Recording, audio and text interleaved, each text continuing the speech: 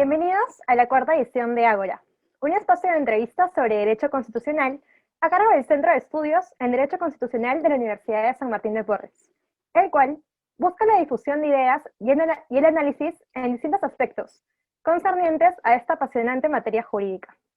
En esta edición tenemos el honor de contar con la presencia del presidente de nuestro Centro de Estudios. Él es el doctor Pedro Hernández Chávez, abogado y maestro en Derecho Constitucional por la Universidad de San Martín de Porres, con estudios de maestría en Ciencia Política en la Universidad Nacional Federico Villarreal. Actualmente cursa el doctorado en Derecho. También tiene un diplomado en Derechos Humanos en la Academia de Derechos Humanos y Derecho Internacional Humanitario del Washington College of Law de la American University, en Estados Unidos. Es profesor de Derecho de la Facultad en la Universidad de San Martín de Porres en las áreas de Ciencia Política y Derecho Constitucional desde el año 2008. Asimismo, es profesor asociado de la Academia de la Magistratura desde el año 2012. También es miembro fundador y actual presidente, como ya se mencionó, del Centro de Estudios en Derecho Constitucional de la Facultad de Derecho de la Universidad de San Martín de Porres. También es profesor de las maestrías en Derecho Constitucional y Derecho Procesal de la Universidad de San Martín de Porres y es funcionario en diversas instituciones del Estado, a nivel nacional y local. Es asesor principal en el Congreso de la República. También es expositor y conferencista en diversos eventos académicos. Ha publicado diversos artículos en revistas especializadas y ha realizado investigaciones en materia de Derecho Constitucional, que forman parte del repositorio institucional de la Universidad de San Martín de Porres. Buenas tardes, doctor. Muchas gracias por estar el día de hoy con nosotros. Muchísimas gracias, querida Angie, y a sus órdenes para poder compartir este espacio tan importante en nuestro centro. El motivo de la presente es porque es evidente, y con más notoriedad aún, por la tesitura suscitada durante el último gobierno, que es de especial relevancia el poder comprender el funcionamiento de las interrelaciones orgánicas en los poderes del Estado. Pero sobre todo, comprender cómo es que funciona realmente nuestro modelo jurídico, y a raíz de ello, empezar a deslindar todos los problemas que acontecen a consecuencia de su estructura, y el por qué es que estos surgen. El sistema gubernativo peruano se caracteriza por no poseer una estructura sólida, basada en principios propios, sino que a lo largo de su historia constitucional ha intentado copiar y adaptar instituciones ajenas a su modelo, buscando así alguna forma de optimizarlo. Con esta entrevista buscaremos traer a colación la problemática del funcionamiento de nuestro modelo jurídico institucional y a su vez intentar explicar a raíz de esta el porqué de algunas situaciones de inestabilidad constitucional que han acontecido recientemente. Para empezar con las preguntas, procederé a realizar una en torno a lo que ya se ha mencionado. Esta es que, bueno, como sabemos, una de las problemáticas que siempre ha sido sometida a debate por los diversos criterios a raíz del tema es acerca de cuál es la forma de gobierno que realmente tenemos en nuestro país. Existe un gran sector de la doctrina que opina que, si bien es cierto, en los inicios de nuestra historia constitucional nos manejábamos bajo un sistema presidencial. Este, poco a poco fue asemejándose más a uno de corte parlamentario.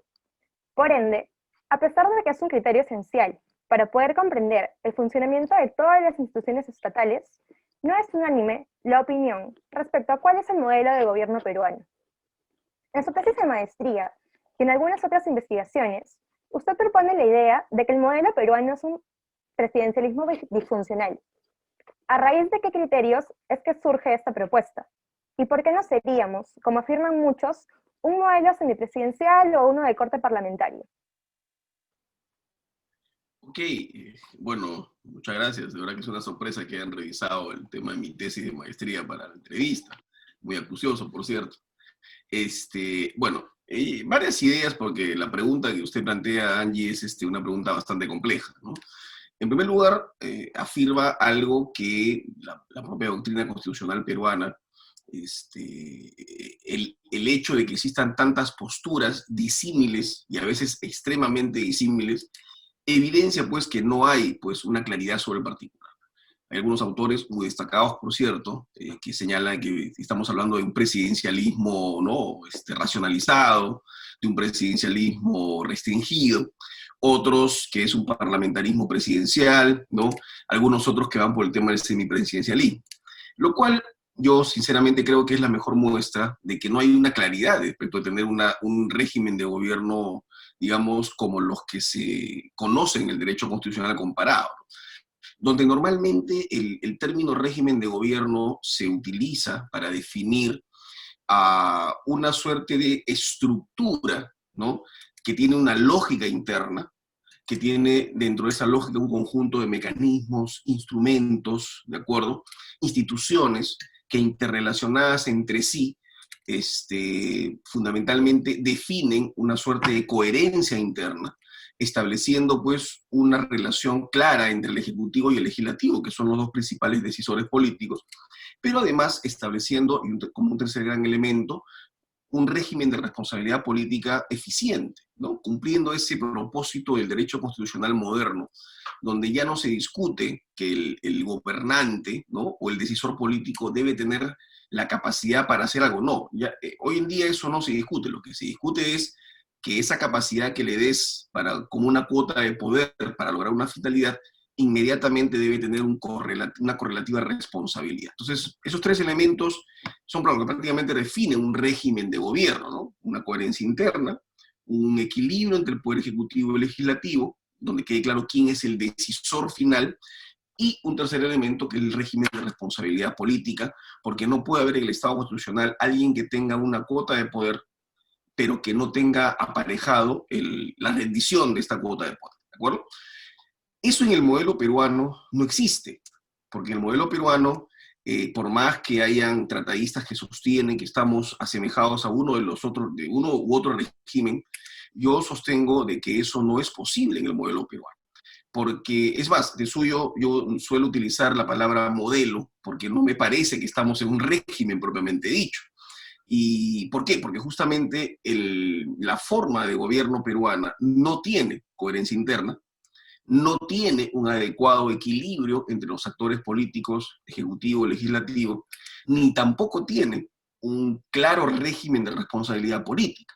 Y justamente lo que sostenemos nosotros de hace bastante tiempo, y la tesis que ustedes han revisado, es justamente lo que proponemos, que nuestro modelo de gobierno peruano es un modelo pues sui generis, ¿no? Yo, con la coloquialidad propia de las clases, siempre suelo definirlo como una suerte de Frankenstein jurídico, ¿no? Porque no encaja ni en el modelo presidencial, ni en el modelo semipresidencial, ni en el modelo parlamentario, que son los tres regímenes, digamos, más conocidos en el régimen, en el derecho constitucional comparado.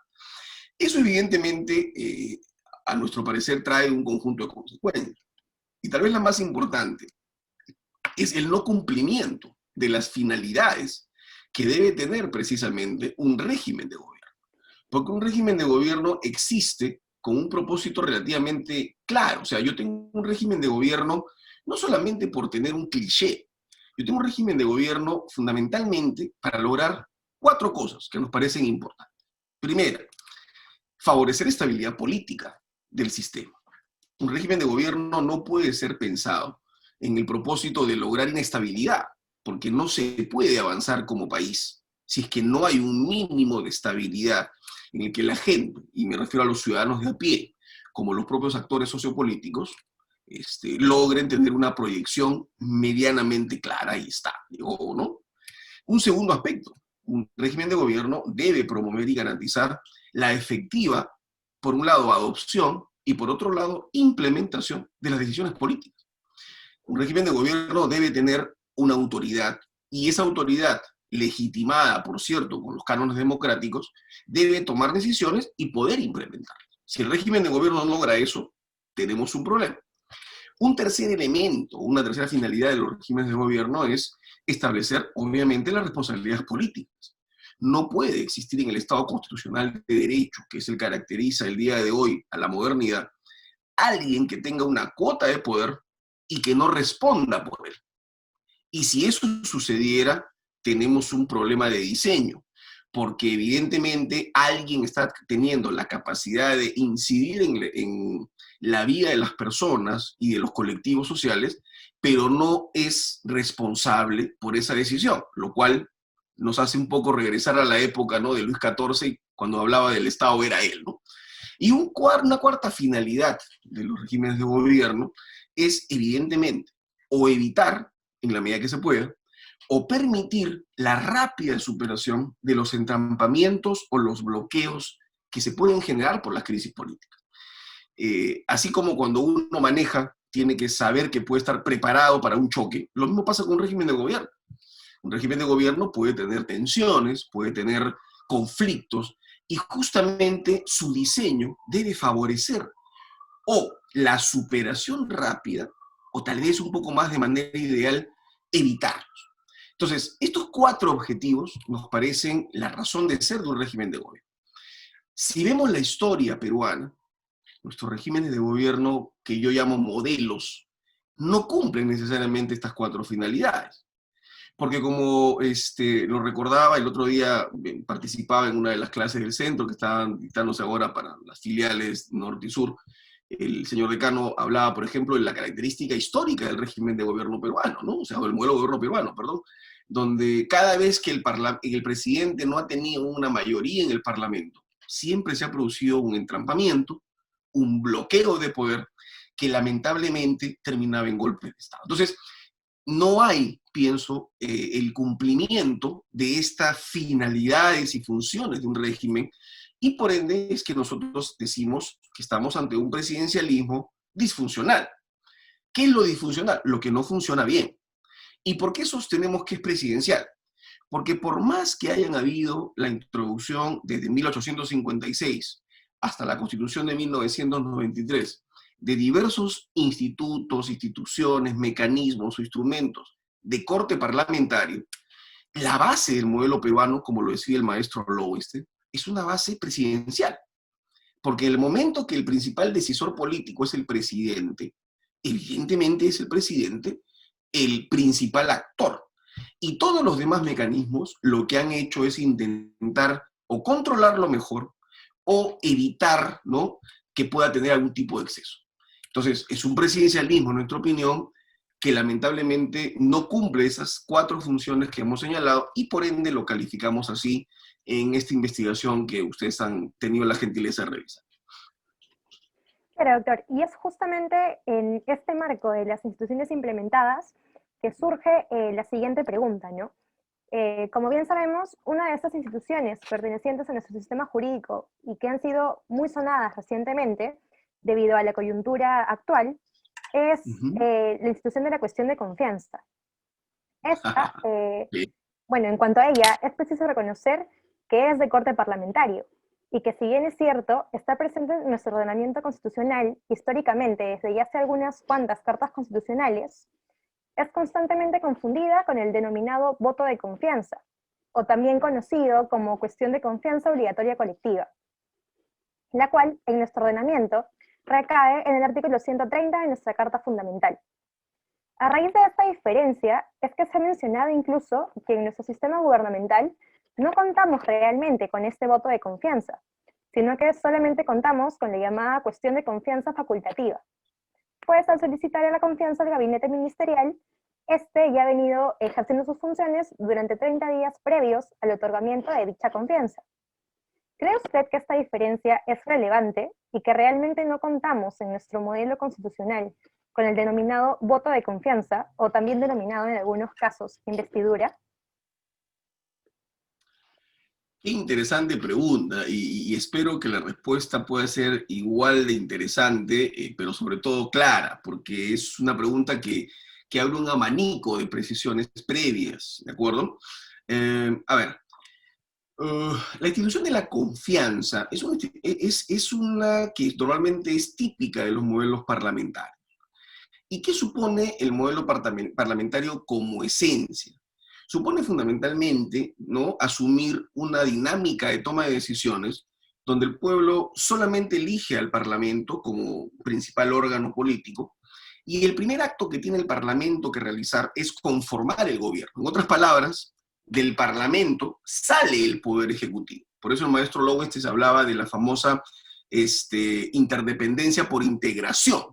Y claro, la lógica ahí es muy simple, porque el gobierno necesariamente, por haber salido del Parlamento, tiene que tener la confianza de este para continuar en ejercicio de sus funciones. Porque si la llegase a perder, entonces no existe ese vínculo, ¿no? De, digamos, de encargo del poder y por ende la responsabilidad que le es inherente. Esa dinámica que es típica parlamentaria no se presenta en el modelo presidencial, porque en el modelo presidencial la dinámica es distinta. En el modelo presidencial, el pueblo, titular soberano, ¿no?, del poder, elige a dos órganos distintos. Por un lado, a un parlamento, al que le encarga la función de representarlo, le encarga además la función de dar leyes de carácter general, pero también le encarga la función de fiscalizar a aquel que va a tener el poder. Y en ese sentido, al segundo que elige es al presidente, cuya función principal es gobernar. Entonces, tenemos lo que se llama una dualidad de legitimidad o una legitimidad dual. ¿De acuerdo? Entonces, cuando, por ejemplo, en un modelo como el peruano, y vuelvo a recalcar que hablo de modelo porque no nos parece que hablamos de un régimen coherente, a la base gubernativa presidencial, que es que el pueblo, cada 5 años en nuestras constituciones últimas, elige por un lado a un presidente y por otro lado elige a un parlamento, de manera similar, o sea, en la misma fecha, pero los elige para cosas distintas. Cuando yo introduzco ahí, por ejemplo, un mecanismo como la cuestión de confianza, en el fondo estoy teniendo y generando una distorsión. ¿Por qué? Y claro, ahí viene tal vez una de las primeras cosas que nosotros nos gustaría advertir. Refería a la disfuncionalidad. Y lo voy a explicar de una manera muy sencilla, y por favor, si no se entiende, con el mayor gusto. El que gobierna en el Perú es el presidente. Artículo 118, inciso 3 de la Constitución. Es atribución del presidente dirigir la política general del gobierno. Y en cambio en el artículo siguiente, cuando uno en el artículo 119 lee que los ministros y el Consejo de Ministros son los responsables de los servicios públicos, evidentemente la función de un ministro es una función de índole más que gubernativa, administrativa. Y ahí viene un primer tema con la cuestión de confianza. Los que están sometidos a cuestión de confianza, técnicamente, no son los que gobiernan, sino ministros que se encargan de la parte administrativa. Porque el presidente de la República, que es quien gobierna, no está sujeto a ningún tipo de control. Alguna vez, en alguna conferencia, alguien muy acucioso levanta la mano y me pregunta, doctor, pero eso no es tan exacto porque el presidente está sujeto a un control. Y el control tiene que ver, por ejemplo, ojo, cuando llaman a un ministro a interpelarlo. Pero perdón, no están llamando al presidente. Como decía el maestro Valentín Paniagua, ¿no?, que en paz descanse, un gran, además de presidente constitucional, un gran constitucionalista. El maestro Paniagua solía sostener que mientras en la dinámica política ninguno de los actores, permítanme la expresión muy criolla, no se juega el cargo, entonces no está asumiendo un control. El que se juega el cargo es el ministro, pero ya vimos que la competencia constitucional del ministro es simplemente una competencia administrativa, porque el que realmente gobierna es el presidente que está detrás. Y ese presidente no va a poner su cargo en juego en ningún momento, ni en el voto de confianza, ni en la cuestión de confianza, ni en la moción de censura que inclusive puede plantear un parlamentario. Entonces, tenemos aquí una primera situación que nos parece peligrosa. ¿Por qué? Porque al final el presidente, que será el que toma decisiones, al final no está sujeto a un control. Y ahora sí me reafirmo. El presidente no está sujeto a un control del pueblo, porque ya no está sujeto a la reelección. El presidente no está sujeto a un control del Parlamento, porque al Parlamento van sus ministros. El presidente tampoco está sujeto, y ojo, no debería estarlo, salvo temas de carácter absolutamente penal con una gravedad o infracciones constitucionales graves, a la posibilidad de poder tener algún tipo de abandono del cargo. Tampoco está sujeto, porque tiene inmunidad según el artículo 117. Y ahí viene justamente una de las características que a nosotros nos parece peligrosa, porque el modelo presidencial peruano, o de base presidencial, justamente tiene un importantísimo actor, que es el presidente, pero que no responde por su poder. Y creo que ese tal vez es la mayor falencia de nuestro modelo de gobierno, donde al presidente los ministros lo protegen y además él está sujeto a un conjunto de inmunidades que no son, que no permiten, perdón, un control respecto de su proceder.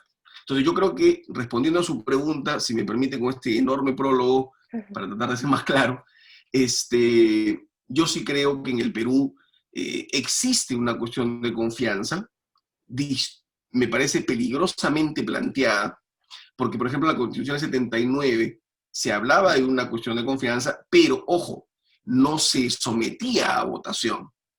La presentación que tenía el artículo, según la Constitución del 79 de los ministros, cuando iban por primera vez al Congreso, terminaba en una exposición. No había un voto. Y lo más que había era la posibilidad de poder, ¿no?, plantearse una cuestión de confianza en algún momento que consideren ellos poner en riesgo su cargo como una suerte de amenaza, ¿no? O sea, si no me apruebas esto, me voy. Y si eso sucedía por tercera vez, en 79, procedía a la disolución. En el 93, ese plazo de ese supuesto de 3 se redujo a 2, y igual, la amenaza, permítame el término, digamos, coloquial, es que te vas, si es que me sacas el Consejo de Ministros completo. Entonces yo creo que ahí hay un problema, que es lo que nos genera algunas tensiones y situaciones difíciles para poder entender justamente esa lógica del modelo de gobierno que hemos intentado explicar, y espero que haya sido con cierta claridad. Claro, y le agradezco en realidad por lo mencionado, porque es justamente eso lo que me da pie a las preguntas siguientes, ¿no? En primer lugar, una de ellas es que, bueno, teniendo en cuenta que la cuestión de confianza es un mecanismo de control parlamentario, como ya se ha mencionado, y como también lo he manifestado, nosotros nos encontramos bajo un modelo presidencial, es evidente que al no estar plasmado de una forma plausible en nuestra Carta Constitucional, esta ha dado pie a diversas interpretaciones por parte de nuestros representantes políticos, lo que evidentemente ha traído a colación también diversos problemas en la realidad jurídico-política de nuestro país. Es a raíz de una sentencia emitida por nuestro supremo intérprete, en la cual se buscaron precisar los alcances de este mecanismo, que procederé a realizarle también unas cuantas preguntas relacionadas al funcionamiento ya de este instrumento, no en un plano abstracto, sino en la lógica de nuestro propio modelo institucional. Como ya se ha mencionado, esta cuestión de confianza tiene diversas peculiaridades en nuestro modelo, destacando entre las más importantes que mientras en la lógica parlamentaria solo se puede aplicar cuestión de confianza respecto a temas que tengan que ver con el plan de gobierno presentado al inicio de la gestión, en nuestro modelo, a raíz de la sentencia 0006-2018-PI/TC, emitida por el Tribunal Constitucional, se entiende que existe una regulación abierta a este mecanismo, permitiéndose incluso plantearla frente a temas relacionados a reformas constitucionales, como se realizó hace unos años. ¿Qué opina usted en relación a esto? ¿Y cuál cree que es la repercusión de la mencionada sentencia en el funcionamiento de este mecanismo de control institucional? Wow, qué pregunta, porque la pregunta de suyo es un reto, ¿no? Porque evidentemente hay momentos en los cuales uno tiene que tratar de ser un poquito diplomático al momento de responder algunas cosas. A ver, la sentencia 06-2018 es aquella que plantea, que mejor dicho, se emite a raíz de un cuestionamiento de inconstitucionalidad de una modificación que había hecho el Parlamento de la resolución legislativa, que es el reglamento del Congreso, para limitar de alguna manera algunos alcances de la cuestión de confianza, ¿no? Porque evidentemente habían algunas situaciones que tanto en el texto original, ¿no?, antes de la sentencia y después de la sentencia, quedaban en el aire. Y esto es tan cierto que inclusive el propio tribunal, usted ha mencionado la 06-2018, pero en la 06-2019, que es la del conflicto competencial, el tribunal se corrige un poquito y dice, no, ya no es tan abierta, ¿no? Ya tiene algunas cosa que eso es algo que tal vez el tribunal pudo haber si hubiera pensado mejor el tema, dicho desde la primera sentencia. Y probablemente nos hubiéramos evitado toda esta escalada, ¿no?, de enfrentamiento y conflicto con un ejecutivo que cada vez se sentía más empoderado. Y claro, si el tribunal le dice, tú eres abierto, entonces haz lo que quieras, ¿no? Y ahí creo que ha venido un problema. Entonces, decía que es un poco difícil la pregunta, no porque no haya motivos para poder fijar la posición, sino porque realmente yo creo que ojalá en algún momento, cuando toda esta situación pase, ¿no?, y los ánimos regresen a un cierto nivel de tranquilidad, alguien analice de manera bastante objetiva, ¿no?, justamente el pronunciamiento del Tribunal Constitucional. Yo, si el tiempo lo permite, bueno, pandemia ha promovido muchísimo la investigación en casa. Espero sacar una investigación sobre el particular, donde, por ejemplo, nosotros hacemos una contrastación de de las dos sentencias, y en esta parte que usted menciona, es evidente que el tribunal se corrige en la segunda sentencia. Y se corrige porque, claro, se dio cuenta de que tampoco puedes dejar la institución tan abierta, ¿no? ¿Por qué? Y aquí viene un tema que ha sido motivo de mucha discusión. Es más, tratadistas que han analizado el tema pienso que han cometido el mismo error. Eh, por ejemplo, se olvida citar mucho al maestro español Fernández Segado, ¿no?, en una parte, un libro clásico que tiene él, cuando él sostiene, pues que sí, pues la cuestión de confianza se utiliza, por ejemplo, para pedir un proyecto de ley, ¿no? Y que en todo caso, si el Parlamento no me lo da, evidentemente puedo plantear cuestión de confianza.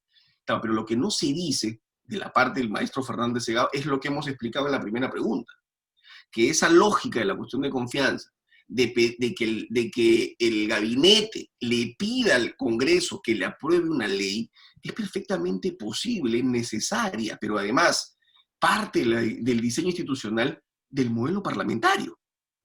Porque es cuando en el modelo parlamentario tú sales como gabinete y asumes el poder, cuando en tu programa tienes que decir, necesito esta ley.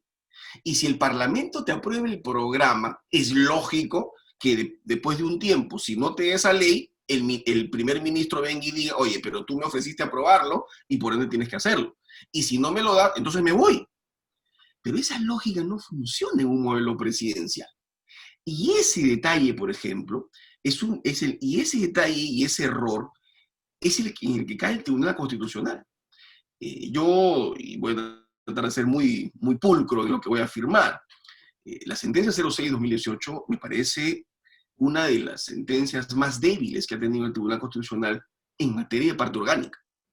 ¿Por qué? Porque termina confundiendo conceptos, termina mezclando modelos de gobierno, no termina entendiendo la lógica interna de estos regímenes de gobierno y termina afirmando cosas muy peligrosas que después de un año y medio terminaron pues en una disolución del Congreso, en mi opinión, con ciertos visos de inconstitucionalidad, por más que después hayan intentado justificar. Y claro, y la mejor muestra es lo que mencionábamos. En la segunda sentencia del proceso competencial, el tribunal mismo se corrige y dice, bueno, ya no es tan abierta. La pregunta es, ¿y qué cambió en año y medio? La doctrina no ha cambiado, la dogmática no ha cambiado, los regímenes de gobierno siguen siendo exactamente iguales. Tal vez la diferencia es que en ese momento no se prestó debida atención a estas diferencias que sí marcan una sustantiva diferenciación, ¿no? Porque si el tribunal tal vez hubiera dicho en esa sentencia del 2018, aquí hay que intentar, en base al principio de corrección funcional, que sabemos que significa buscar una interpretación intermedia cuando dos competencias de órganos distintos entran en conflicto. Yo no puedo vaciar de contenido la facultad del Congreso de darte leyes. Tal vez hubiéramos evitado pues una escalada de enfrentamientos que muchos vieron con el aval del Tribunal Constitucional como una suerte de licencia para interpretar la Constitución como si solamente el único poder del Estado que existiera es el Ejecutivo. Entonces, yo creo que esa sentencia de suyo se ha corregido con la del 2019 y también creo que en algún momento, esperando que futuros miembros del Tribunal Constitucional, que por cierto, y no estoy diciendo nada ofensivo, sepan un poco más de constitucional que los actuales miembros, pueda corregirse, ¿no?, algunas de las ideas señaladas ahí, donde, por ejemplo, el actual presidente del tribunal en su voto singular, pues señala pues de que los magistrados tienen que estar acorde pues a las voluntades populares, cuando los magistrados constitucionales están solamente sujetos a la Constitución. Los magistrados constitucionales no tienen que ser pues, políticos ni ministras simpatía, ¿no? Tienen que basarse en la Constitución, así a veces al pueblo no necesariamente le guste la situación, porque justamente esa es la lógica de una Constitución. Atar a todo aquel que puede pretender excederse en las condiciones básicas de una convivencia para ser ordenada. Bueno, muchas gracias, doctor. Y bueno, prosiguiendo con lo que ya han mencionado también, es que voy a tocar el segundo punto, ¿no? Este concierne a que otra de las particularidades que se presenta en nuestro modelo es que, como bien lo he mencionado, por un lado, si se niega la confianza a un gabinete, se excluye del todo al jefe de gobierno, a diferencia de un sistema parlamentario, ¿no? En el cual este también está obligado a dimitir en caso proceda alguna de estas cuestiones. Por otro lado, en nuestro modelo, la denegación de confianza puede acarrear también la disolución del Congreso, convirtiendo, como usted bien lo menciona, en una investigación realizada para nuestro centro de estudios, en este instrumento de la cuestión de confianza colectiva voluntaria, en un supuesto habilitante para la disolución del Congreso, ejerciendo así una especie de control-sanción inimaginable en un modelo de corte parlamentario. Es entendible una propuesta así, en la lógica de un modelo como el nuestro, y si fuera así, ¿qué problemas acarrea este tipo de modificaciones al modelo original de dicho instrumento? Yo creo que conforme a lo que hemos venido sosteniendo en las preguntas anteriores, eh, incorporar la institución de la cuestión de confianza en un modelo como el peruano de base presidencial, yo creo que es absolutamente distorsionante. ¿Por qué? Porque justamente es lo que se olvida es que el Parlamento es un poder autónomo y es tan legítimo como el Ejecutivo. Y justamente por eso en el modelo presidencial, que es un poco el que menos se ha tenido en cuenta en este tipo de situaciones, normalmente tanto el Ejecutivo como el Legislativo van cada uno por su lado, porque tienen responsabilidades distintas y los mecanismos de control entre ellos son muy puntuales. Por ejemplo, la convergencia en determinado tipo de decisiones. No sé, pues se me ocurre nombrar un magistrado de un alto tribunal, o por ejemplo los ascensos de un determinado nivel en la jerarquía militar, ¿no? Muy puntuales. En todo lo demás, cada uno va solo. ¿Pero por qué? Y hay una explicación.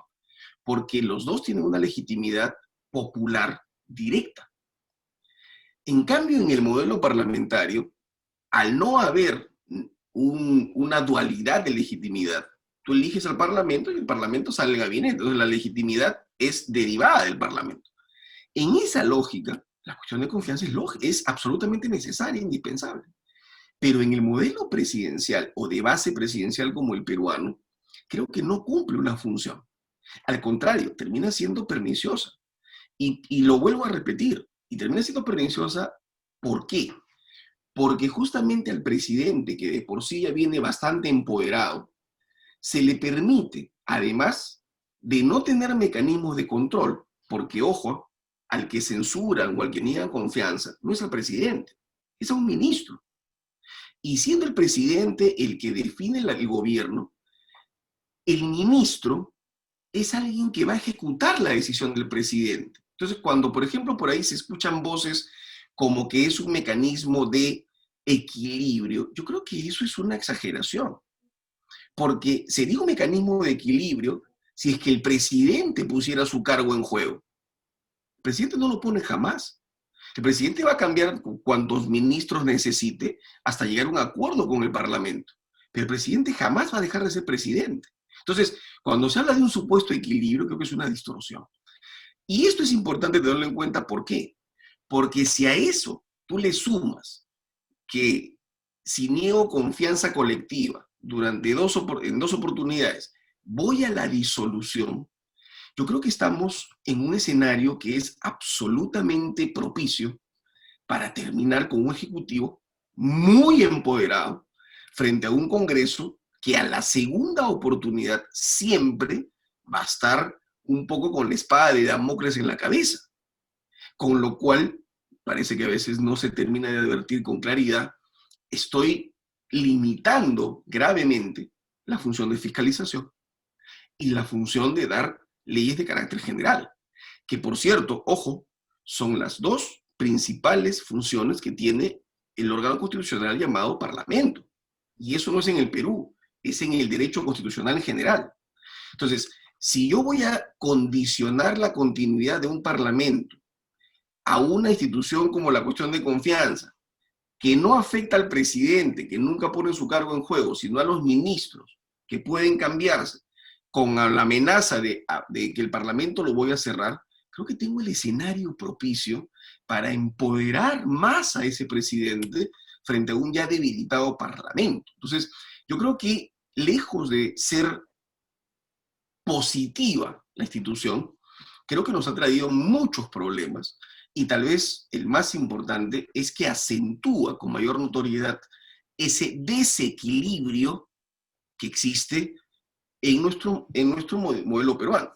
A mí me llama mucho la atención, inclusive, y con esto termino la respuesta, en la sentencia 06-2018, ¿no? El tribunal, con mucho criterio, eso sí es verdad, pormenoriza los aspectos que supone este principio de separación de poderes. Y uno de ellos es el famoso equilibrio de poderes. Pero es curioso, porque en la sentencia del tribunal, al decir que la cuestión de confianza es abierta, contribuye a que ese desequilibrio se dé. Porque al no decirle al presidente hay cosas en las que no puedes entrar, prácticamente le está dando carta libre para que el presidente plantee cualquier tema y si el Congreso no lo aprueba, el Congreso se disuelve. No sé si me estoy dejando entender. O sea, claro, hay ejemplos que pueden ser bien absurdos, ¿no? Imagínense que el presidente plantee, pues, cambiar el régimen republicano por una monarquía. Si el Parlamento no lo aprueba, lo disuelvo. O sea, no sé si me estoy dejando entender. O sea, hay situaciones extremas que a veces pueden terminar graficando esos riesgos que cuando un órgano no tiene claros sus límites competenciales pueden terminar siendo distorsionantes para la democracia.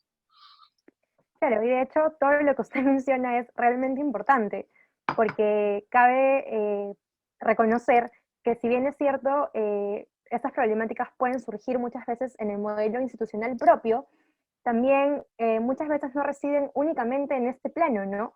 Sino que surgen a raíz del poco respeto que hay por parte de nuestros funcionarios públicos hacia estas instituciones, pues en la realidad sociopolítica. Estos abusan de las prerrogativas que se les son asignadas, generando un declive del principio de separación o cooperación entre poderes, propio de un Estado constitucional de derecho, como usted mismo lo ha puesto en un ejemplo. En ese sentido, ¿considera usted que la reciente denegación de confianza al gabinete presentado por el presidente de la República es concerniente a un problema de funcionamiento propio de nuestro gobierno o es meramente fruto de la dinámica política y las fuertes tensiones entre los poderes estatales, evidenciadas recientemente? Esa pregunta tiene forma jurídica, pero es más política. ¿Ah? Vamos a aclarar. A ver, jurídicamente yo lo que puedo decir es que era previsible que, como señala la Constitución, en el último año de gobierno, el Parlamento tiene licencia para tirarse abajo quien quiera. ¿Por qué? Porque ya no hay la disolución como, digamos, posibilidad de aparente contrapeso. Entonces, era evidente, me parece, y esto es político más que jurídico, que un presidente que desde que asumió el cargo, lo mejor que haya sabido hacer es pechar al Parlamento cada vez que necesitaba subir en las encuestas, era evidente que el Parlamento en algún momento le iba a pasar la factura. O sea, vamos a ser claros. ¿Y qué mejor hacerlo cuando ya no tiene la amenaza de la disolución? Jurídicamente, ¿eso es conveniente? Yo creo que no. Yo creo que no, porque evidentemente lo que hace es continuar con una permisión respecto de las confrontaciones políticas. Y creo que justamente mencionábamos empezando la entrevista que uno de los propósitos de un régimen de gobierno es aminorarlos, reducirlos o canalizarlos de manera rápida y pronta. Porque un país no puede estar en una confrontación política por tanto tiempo. Porque el mundo de hoy, donde la política va de la mano con el derecho y el derecho va de la mano con la economía y con la política a su vez, cualquier acción que altere la normal convivencia puede terminar generando pues problemas serios a un país, a su dinámica económica, a su crecimiento, si se quiere, social, cultural, a su maduración como colectivo. Entonces, por eso creo que el modelo de gobierno no puede ser ciego frente a este problema. Ojalá cuando el señor presidente de la República, el señor Vizcarra, deje el mandato, que es lo que corresponde, y tengamos un nuevo Congreso, haya la mayor tranquilidad como para analizar estas cosas ya con una perspectiva de futuro. Y ojalá no volvamos a cometer el error de nuestro constitucionalismo en general, ¿no? Donde muchas veces las instituciones no han terminado siendo pensadas con el propósito de lograr un mejor diseño institucional, sino de evitar que las situaciones vuelvan a pasar. Claro, con lo cual a veces cometemos el error de pretender traer instituciones que no siempre respetan esa lógica que busque pues propender a la mayor estabilidad. Y eso, por ejemplo, es un tema que a mí siempre me ha llamado la atención y siempre lo menciono, ¿no? La reelección, por ejemplo, la reelección presidencial en el Perú, eh, o sea, si las personas lograsen entender a cabalidad cuál es la función política que tiene, probablemente no nos negaríamos tanto a aceptarla.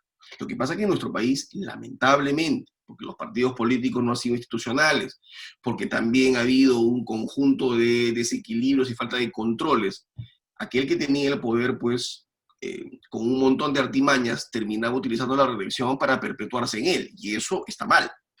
Pero la reelección no por eso tiene que negarse. Tal vez la solución ahí no es negarla, tal vez la solución es crear las condiciones para que en su momento la gente pueda entender que, por ejemplo, el presidente le rinde cuentas al pueblo, porque es el pueblo el que lo elige. Así como en el modelo parlamentario, el gabinete le rinde cuentas al Congreso, porque es el Congreso el que le elige. Entonces, son responsabilidades distintas que a veces en el Perú no hemos terminado de entender, porque, como decía, nos hemos quedado en la solución al conflicto particular. Entonces, como el señor Fujimori se perpetuó o quiso perpetuarse en el poder, entonces le prohibimos la reelección. Creo que eso es un error. Yo creo que la reelección debe valer más allá del señor Fujimori. La reelección es o no es una institución interesante para fortalecer la democracia, como lo es la descentralización, como lo es la división de poderes. Entonces, pensar las cosas con visión de país, ¿no? Con una visión de bosque y no de árbol, para no cometer el error nuevamente de traer instituciones que en lugar de lograr la finalidad que perseguía, terminan distorsionando el tema. Porque todas estas instituciones parlamentarias que se han introducido al modelo presidencial original peruano, en el fondo han tenido buenos propósitos. Yo no voy a discutirlos. Pero en la realidad han terminado haciendo que la solución sea peor que la enfermedad. Porque si lo que quería era controlar al presidente, he producido exactamente lo contrario. Un presidente con más poder, con menos control y un parlamento débil que no contribuye en absoluto a lograr ese anhelado equilibrio. Así es, Héctor. Bueno, muchísimas gracias. En realidad, consideramos que es sumamente importante el hecho de que usted se haya dedicado a esta línea de investigación, ¿no?, sobre estos temas, porque muchas personas suelen en realidad hablar, suelen opinar, pero no conocen realmente cuál es la lógica, cuáles son los aportes que se pueden brindar a este tipo de problemáticas que están tan presentes hoy en día en la realidad. En este caso, yendo ya hacia un plano mucho más educativo, ¿cuál considera usted que es la importancia de poder estudiar Derecho Constitucional y de comprenderlo, sobre todo, para un estudiante de Derecho? Bueno, antes que nada, un comentario sobre por lo que acaba de decir. Yo le comento que justamente el día de esta semana me enteré que el maestro tan reconocido Carlos Hackanson Nieto ha sacado una nueva edición de un libro clásico ya en el derecho constitucional peruano sobre la parte orgánica, ¿no? Que justamente como le escribía el otro día al maestro en un correo, que es una persona sumamente gentil, siempre tiene la gentileza de responder lo que uno le envía, es el libro, el primer libro que yo leí para interesarme en este tema. Y Leao lo hace pues 14, 15 años atrás. Entonces, o sea, no es que el tema no se haya tocado. Yo creo que el tema se ha tocado, pero tal vez lo que nos toca es un poco un granito de arena en este enorme reto que significa pues abordar la parte orgánica. Y eso es un poco tal vez lo que siempre yo intento, en la medida de lo posible, a los auditorios que voy o a los propios alumnos, ¿no? Yo creo que el derecho constitucional es una disciplina apasionante, como el derecho en general, pero tal vez tiene una ventaja frente a las otras ramas del derecho, ¿no? Que como es transversal, ¿no?, el que no cae resbala, entonces tienes que al final saber de todo un poco para tratar de entender pues qué es ese bendito pacto llamado Constitución, ¿no? Que no solamente es político, sino también es jurídico. Y sí creo, a raíz de los hechos sucedidos en los últimos 3 años en nuestro país y a los que usted ha hecho referencia con muy buen criterio, yo creo que los constitucionalistas tenemos un reto, pero además una enorme deuda con el Perú. Yo creo que con mucho sustento, por cierto, porque también hemos tenido épocas del Estado no abusivo, no controlado, ¿no? Eh, gobernantes no siempre respetuosos de derechos fundamentales. La parte dogmática ha recibido un tratamiento interesante, importante. Hay mucho que se ha escrito y todavía es con seguridad muchas cosas por escribir, pero creo que en la parte orgánica todavía tenemos un reto y una deuda. Yo creo que lo que ha pasado en los últimos años en el Perú a todos nos agarró un poquito sorprendidos, ¿no? Entonces yo recuerdo mucho cuando estos temas empezaron, mucha gente pues no sabía qué es cuestión de confianza, no sabía qué es el voto de confianza, no sabía la diferencia de parlamentarismo.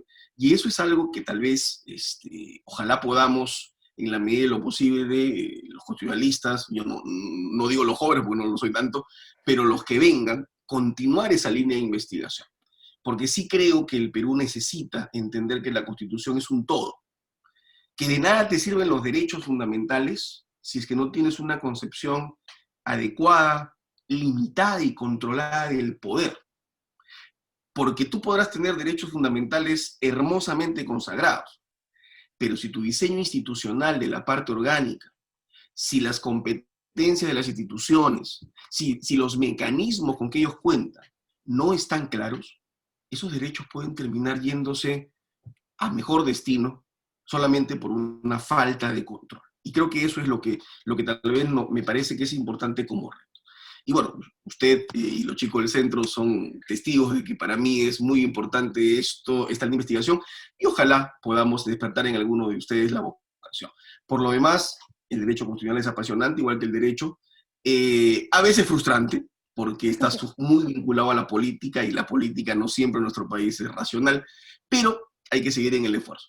Yo le agradezco mucho la entrevista, querida Angie, y bueno, mis saludos y a sus órdenes para cualquier cosa de lo que ustedes consideren en esto que podamos ir sumando y aclarando algunas cosas que pueden ser de interés para algunos.